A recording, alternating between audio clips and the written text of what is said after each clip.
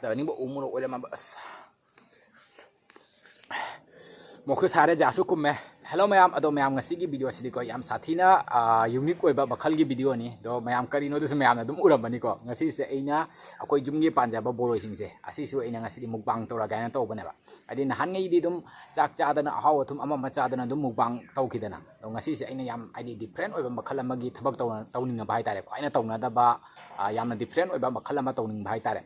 अदुगी ngasi aina akhoi yunggi panjaba boroi singse khara puraga thora ba ado myam boroi singse khakti yame ko aina puthore se ado asi singge chaba loiba ngam gadra ngamoidra de haiba ngamde do asiga morok masinga su laira akang ba kaino dune ba aina kabo kabo roast to thora puthoro pani sina hawgada male ne do myam chaba hujarage do chaba hudinge de myam video se engbi ba sing myam video se like to send biramo share to biramo aduga comment to biramo aduga subscribe to de bangena myam subscribe to send biramo ba noi myam na dumaina id support to bibado uraga ne amuk id video se mong semning ba id makal gi tawning ba do buklakani aduna myam na support to biramo do myam asi sei chaba horage ko ana me khai rage se morok se morok masingani haude ni sasu sa do ni do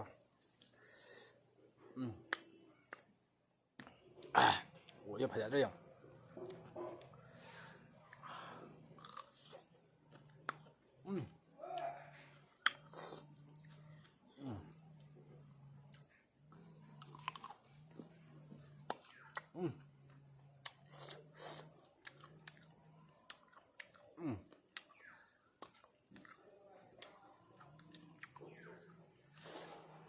Mahi ka hom ma bo se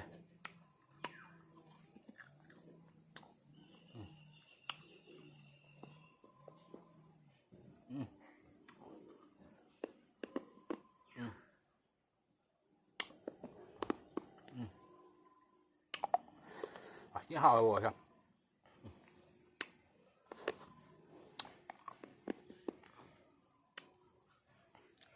akhoi bo sin dia chao hu chao ye ba jam hào số hào sạch thế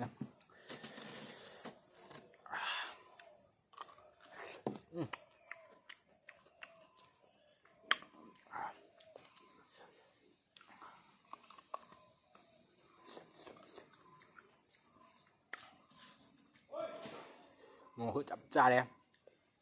đấy hai rồi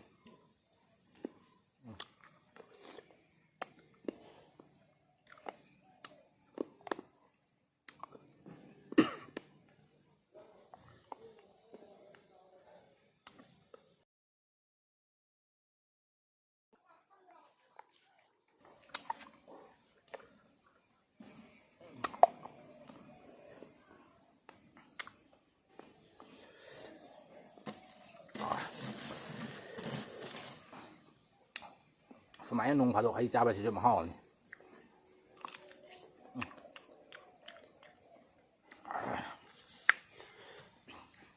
umuro ka go ore ma ba yo ni haw ba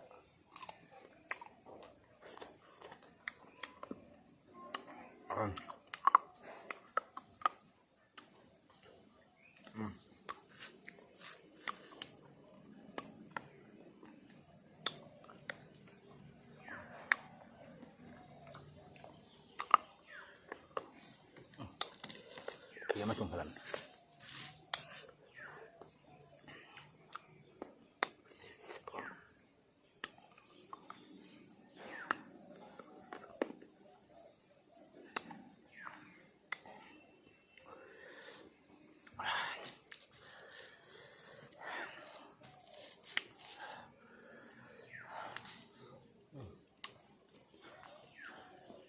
sina ka kamul lame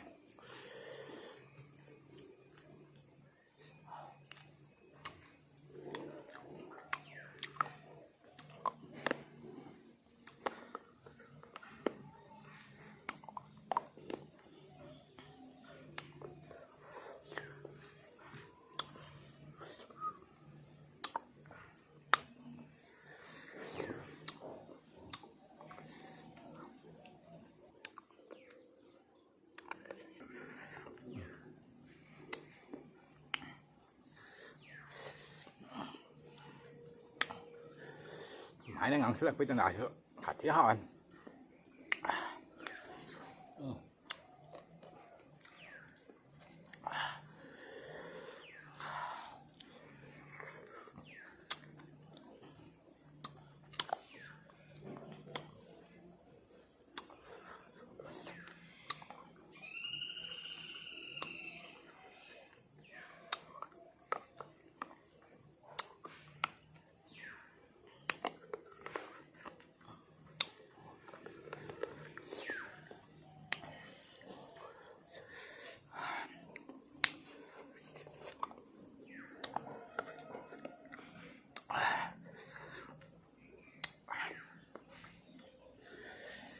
Mangali sudah mehet aja.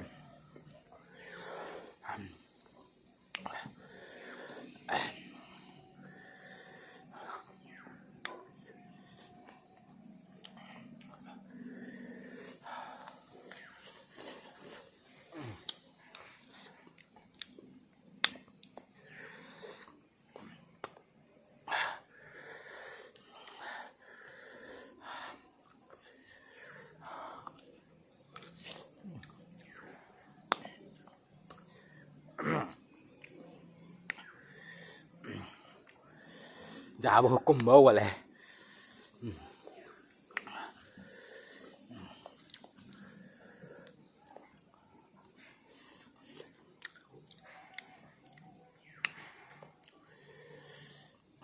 Kogi guru ama amamam lay bani kogi phak ba khot pa abi dumain to bakara lay bani ba adumain to da ba koi boro sing ge maki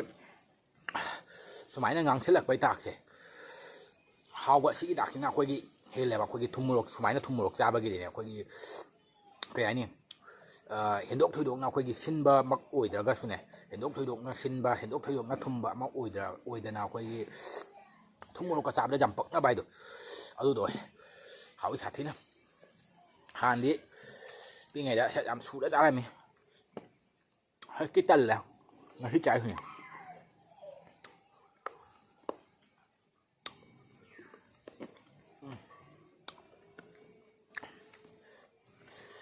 hay kana pa mi ma'am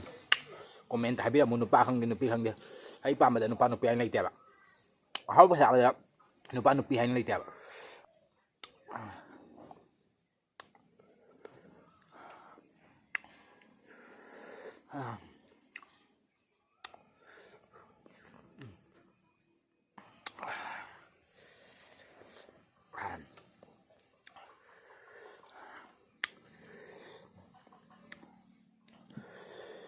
kara mun sarak bai na mahau ama bola mun bai na mahau ama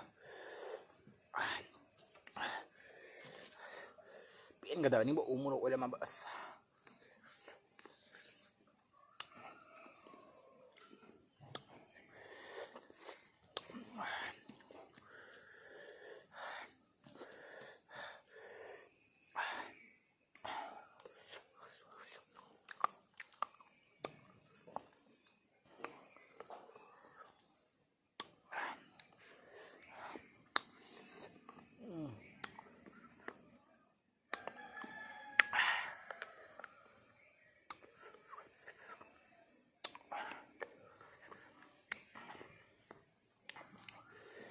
hai năm bữa sẽ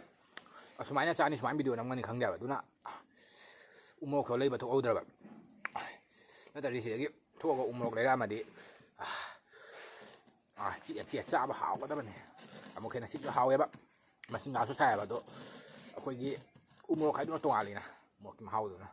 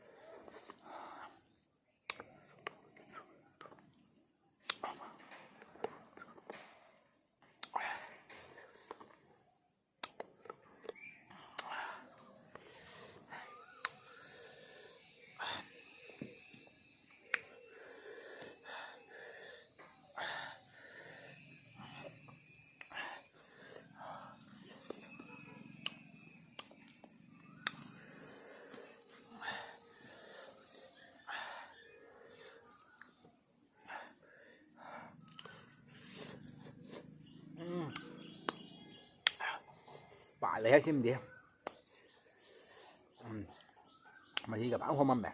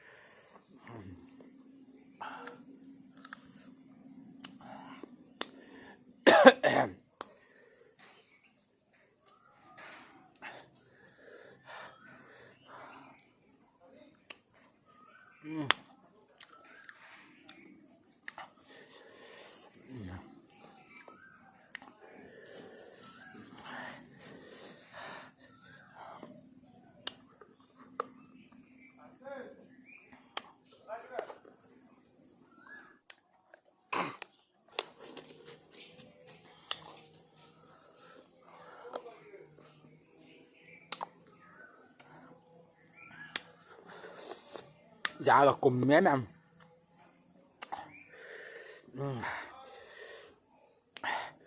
morok sare jasu kumme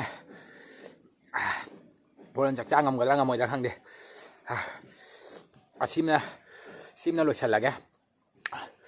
ja kum chala ba hana di hei se khamra ma'am phajana chara me ba cha bai bo is akhoi pi ngai da ko akhoi imanaba akhoi ma'am se pula akhoi gi haigru matam da haigru ba se ko he aga sura ga chari ma akhoi gi utong da ne utong wa do aduga sura chara mi ne ba sum jam ko suri mi ko ma'am chang dra aduga akhoi ma'am ko sana pham ma chari mi ado aduman cha ki ba do aduga ga akhoi keno to phau de ba di nung ti ki char hina akhoi jakum ba khot pa ga aduga am khang de haji khang de ko hi matang na tok salai da khang de khadang cha ba da jakum mi boroi tara ga ise ka sunati hana gi matam da di hekti ngam dre sina boroi tara su de mi sina last se lage nap ka chu re me morok sana me am khare ignore to ro ko re ne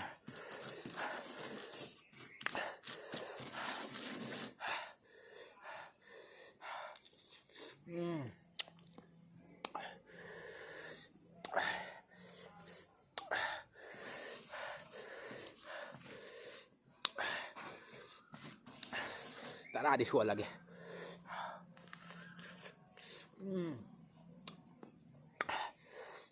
jamang ni sai ni sai cha kum me hao đấy một xa đó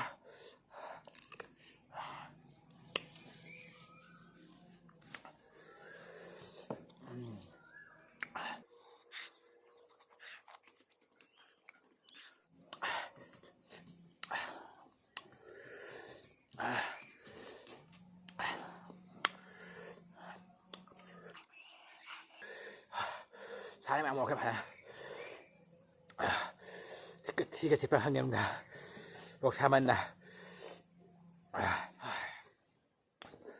ดูพาร์ทแมมนะครับตัวmột cái giảm xàiตัวแมมวิดีโอเสร็จแล้วก็มาตั้งสิกับตัวแมมวิดีโอเสร็จไลค์แชร์ตัววิดีโอดูก็แมมกินสิ่งที่เราคอมเมนต์ดูถ้าได้วิดีโอตัวไปแล้วแมมซัพพอร์ตตัววิดีโอ